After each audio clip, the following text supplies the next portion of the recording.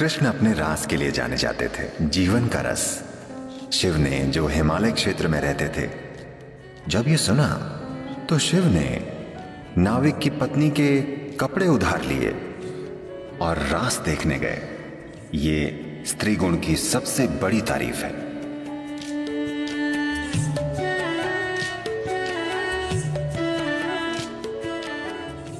आज का दिन खास है। आज कृष्ण जन्माष्टमी है। कृष्ण के बारे में दुनिया में कई गलतफहमियां हैं, पर हमें यह समझना होगा कि उन्होंने 6 साल की उम्र तक ही मक्खन चुराया था, या शायद 8 साल की उम्र तक ही।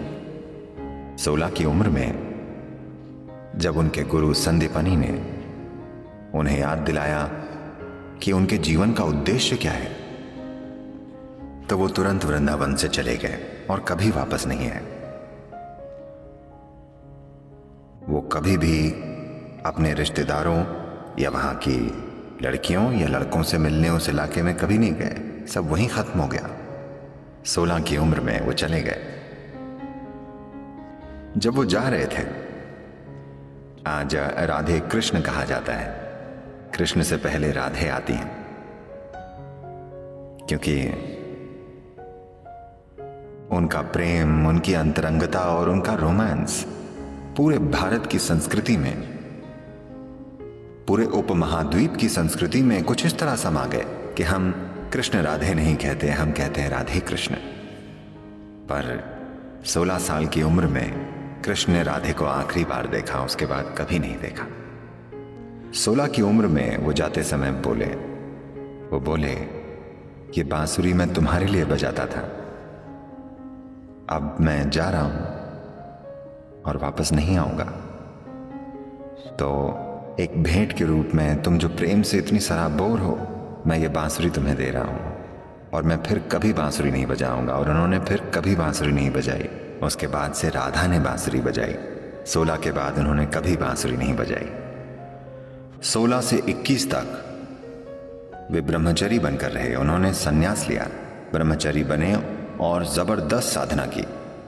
इसके बाद उनका पूरा जीवन राजनीतिक प्रक्रिया और आध्यात्मिक प्रक्रिया का मिलन करवाने के लिए समर्पित था। ये बातें कभी बताई नहीं जाती कि भारत के उत्तरी मैदानों में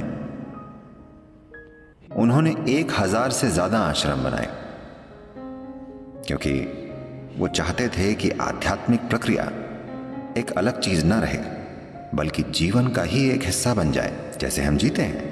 यानी हमारा ध्यान करना उतना ही जरूरी है जितना हमारा सुबह ब्रश करना। वो चाहते थे कि आध्यात्मिक प्रक्रिया एक दिखावटी चीज ना हो, बल्कि जीवन का एक अहम हिस्सा बन जाए। खास तौर से देश के उन सारे राजाओं के लिए जो तब अखंड भारत का एक हिस्सा होते थे। तो उन्होंने पूरी तरह से समर्पित और प्रतिबद्ध जीवन जिया। पर आमतौर पर लोग सोचते हैं कि उन्होंने बस मक्खन खाया, बांसुरी बजाई और लड़कियों के साथ नाचे। नहीं, उनका जीवन ऐसा नहीं था। पर यह भी एक जरूरी पहलू था। एक बड़ी सुंदर कहानी है। आज कृष्ण जन्माष्टमी है, तो मुझे एक कहानी सुनानी चाहिए। कृष्ण अपने रास के लिए जाने जाते थे। The word ras literally means juice. रास शब्द का मतलब है रस। ज्यादातर लोगों के जीवन में सबसे बड़ी समस्या यह है कि उनमें रस नहीं है, बल्कि हार्मोन है। उनमें जीवन का रस नहीं है, यानी जीवन ही नहीं है, जीवन की तीव्रता नहीं है। तो रास यानी जीवन का रस, शरीर का नहीं है, बल्कि जीवन का। क्योंकि शरीर के रस कम ज्यादा होते रहते हैं, वो समय समय पर बदलते रहते हैं। पर वो बात कर रहे हैं जीवन के रस की। तो पूर्णिमा की रात के नृत्य को रास कहते थे, क्योंकि वो जीवन के रस से भरा हुआ होता था। This is not a hormonal party in the night.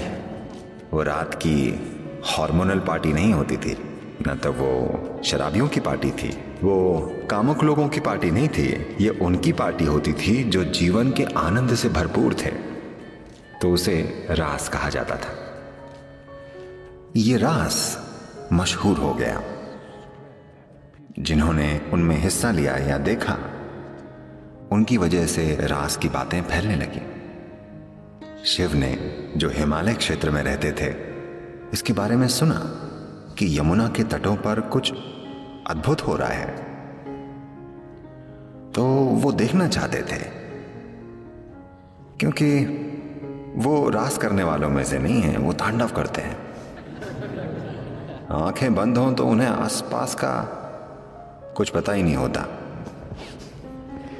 वो नाचते हैं तो उनके आसपास कोई नहीं होता, ना आदमी ना औरत। वो वहां हो ही नहीं सकते, वो ऐसा नाचते हैं। तो जब उन्होंने इस नए नृत्य के बारे में सुना जहां रस बह रहा है, तो वो देखना चाहते थे।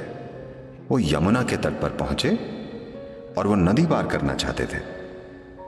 एक नाविक ने, जो वहीं मौजूद था, उसने देखा, क्योंकि शिव एक पुरुष हैं।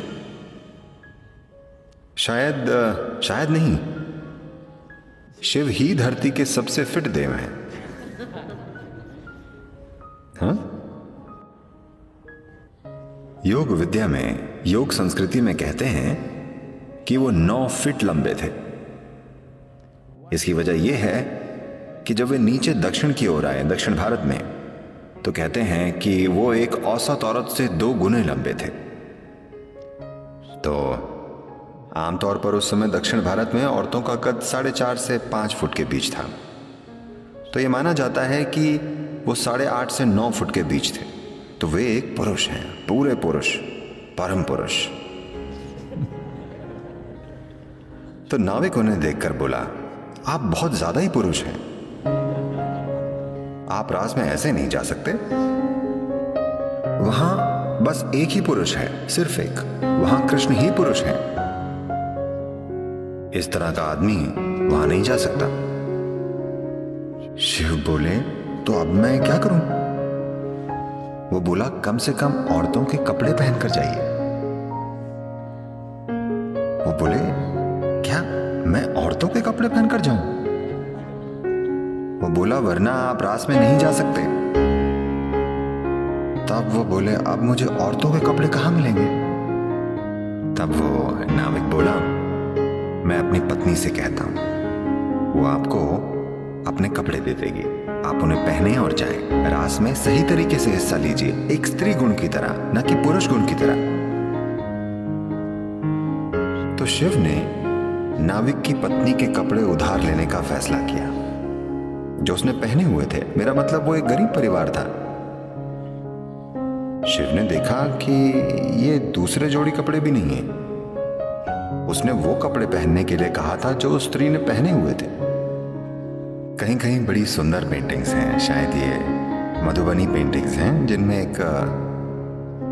इनमें एक स्त्री का हाथ दरवाजे से बाहर है और शिव ऐसे कपड़े ले रहे हैं और रास में जाते हैं।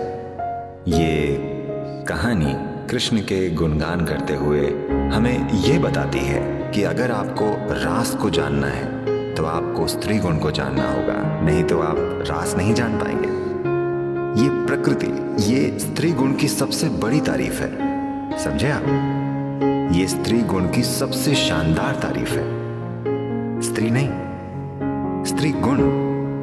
क्योंकि इस संस्कृति में हमने हमेशा समझा है कि जीवन सिर्फ तभी सुंदर होगा जब पुरुष और स्त्री गुण की भूमिका बराबर हो। Today we are building a world where feminine is being massacred.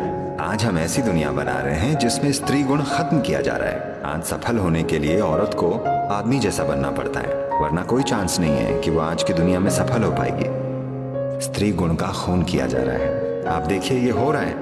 आप दुनिया में कहीं भी जाएं, अब सामान्य बातचीत में भी लोग बिल्कुल पहले जैसी बातें नहीं करते। अब वो मौसम की भी बातें नहीं करते जैसे पहले करते थे। आज दुनिया का हर बेवकूफ एक ही बात कर रहा है, इकोनॉमी। हाँ, कहीं भी जाएं, इकोनॉमी का क्या हाल है, शेयर मार्केट कैसा चल रहा है। कोई मॉनसून के बारे में भी नहीं पूछ रहा है। सभी सिर्फ अर्थव्यवस्था और शेयर मार्केट की बातें कर रहे हैं। इसका मतलब पुरुष प्रकृति हावी हो गई है।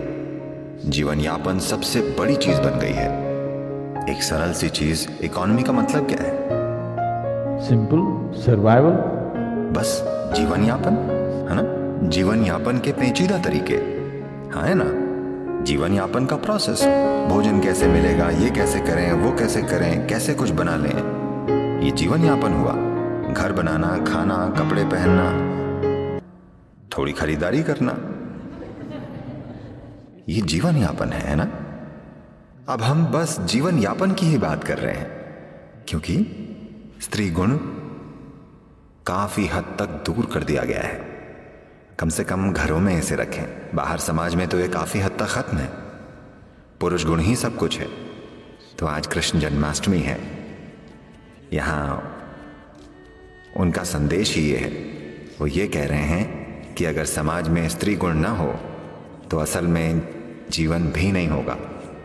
हम आदमी औरतों की बातें नहीं कर रहे हैं, हम नर मादा की बात नहीं कर रहे हैं, हम दो मूल गुणों की बात कर रहे हैं, पुरुष गुण और स्त्री गुण।